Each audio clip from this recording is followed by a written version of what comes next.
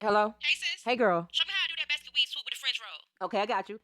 Let's Let's go, go, sis. sis. See, you After know what I'm you talking about. sew it down from the bottom to the top, instead of putting the guidelines in it, what I did was kind of put the pins on it to where I want to sew it down at. Yeah, that do look easier. After you're done sewing it down, get you a track. You're going to cut it and put some nail glue over the track so you can cover it up to make it look natural. Show me how to do the basket weave. Okay, first you're going to start it off like you're doing the underhand braid. And then you're going to take the middle piece and you grab a slice from the side of it and put it under the slice.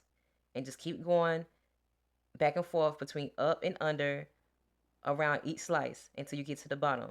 Okay, I see right now. I'm gonna have to look at this 100 times before I get this basket, honey. What it is, an Easter basket? Okay, this is how it look when you finish.